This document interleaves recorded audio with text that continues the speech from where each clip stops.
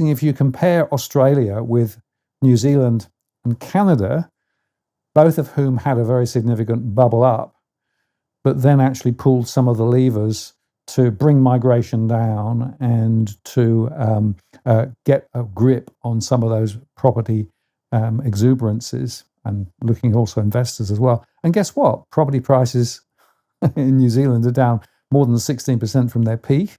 And in Canada, rentals are actually dropping. So it shows there are levers that are available if people wanted to pull them. Yeah, absolutely. Look, I'd love to see Australia copy Canada in particular. So, because Canada and Australia, as much as we should be closer to New Zealand, and in many ways we are, but I reckon Canada is actually more of a similarity to Australia than what New Zealand is. So if you think about Canada, like most of Australia's population's on the East Coast, right? Where it's dominated by the East Coast. We're close to the water. We've got an unpopulated interior with a few people living on the West Coast and, South Australia. But Canada's kind of similar. Canada's crammed into the southern areas of the country because the rest was pretty unhospitable, very cold, etc., and, desolate. They've got, I think it's 5 or 6 major banks. We've got 4. Population of 42 million versus our 27, so not huge. Similar, political systems. So both Westminster system, upper and lower house, just like the UK. There's a lot of similarities. We both run huge immigration programs. Ours has been bigger over the last 20 years, but Canada's been bigger over the last 5, for example. And we've had all the same problems. We've both got very disturbingly poor economies where basically we've had per capita recessions for years, even though the aggregate economies continue to grow. We've both had woeful productivity. Ours has been slightly worse, but Canada's productivity has been absolutely terrible as well. And a lot of that gets down to capital shallowing, because both in Australia and Canada, we've had low business investment at the same time as we've run very strong population growth. So as a result, the capital to labour ratio, which is the measure of capital deepening, if you increase the labour ratio via immigration, that's the denominator, and you don't invest enough to keep up with it, you're going to have falling, you're going to basically have less capital per worker and less productivity. And that's exactly what Australia and Canada have experienced. And then on the housing side, we both experienced, we both had record post-COVID migration through the roof. Canada was even worse than Australia, but both terrible, highest in our histories. We both experienced generational rental crisis. We both, jacked up house prices. But the difference is Canada had a backlash, and their previous government, fearing election defeat, they got re-elected, obviously, after Trump, but they actually put a 3-year immigration freeze, and they're actually following through on it. So they had effectively zero population growth in the first quarter.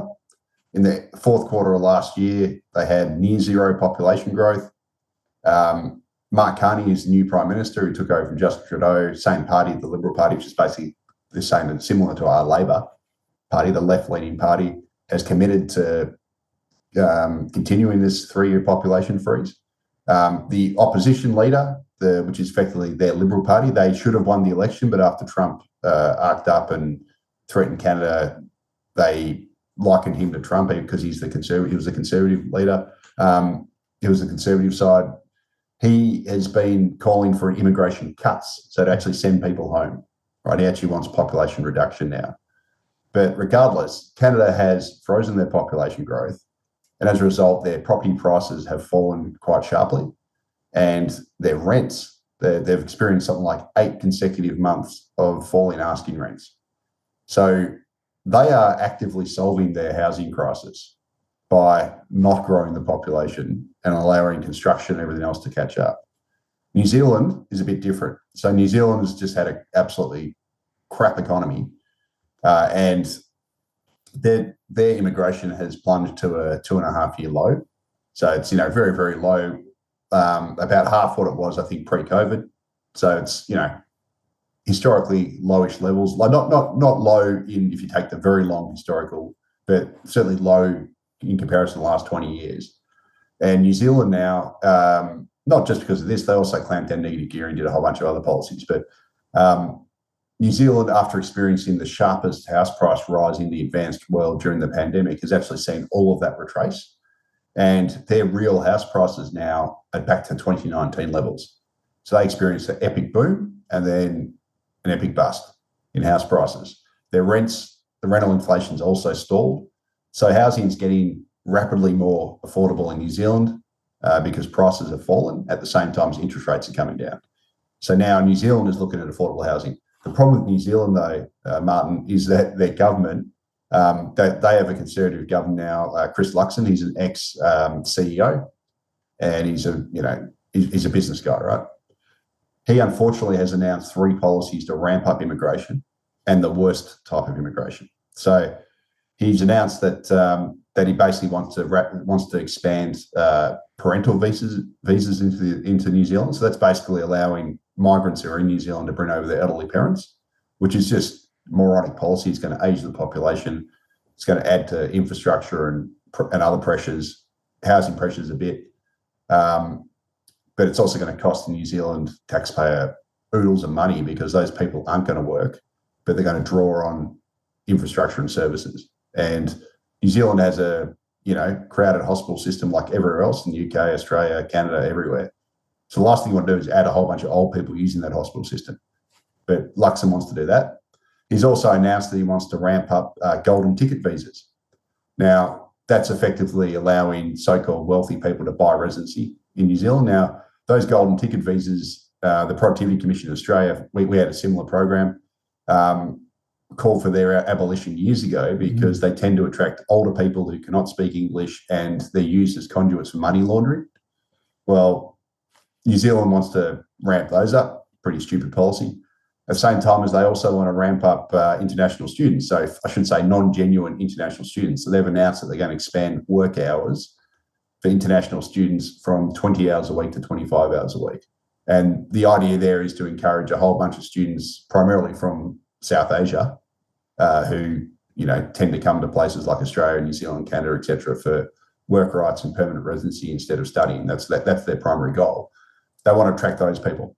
So they want to expand work rights for international students from 20 hours a week to 25 and effectively turn student visas into de facto low-skilled work visas and residency visas. So the New Zealand government has seen, they've basically said, our economy's not working. We've had recessionary conditions for years. We need to ramp up population growth to get it going. But the problem is it's very low quality immigration they're targeting. It's the lowest of quality. I'd say it's scraping the bottom of the barrel, just to generate some headline growth. At the same time, they're going to make the per capita situation worse. They're going to make the New Zealand government budget worse, and they're going to make the housing situation, infrastructure situation, productivity situation even worse. And ultimately, they're going to end up with a much worse economy. And it's the last thing they should be doing. But the government is panicking, I think. They're looking at the GDP numbers and the housing market, coming back to affordability, et cetera. And they want to pull a lever, and the easiest lever for them to pull is immigration, but they're going for the real low quality immigration. Elderly parents, money laundering visas, and non-genuine students. I mean, how dumb can you get? Yeah, and it just shows you, doesn't it, that there is a great temptation from the treasury operations within these countries to look at the GDP number as being the sacred must grow at all costs.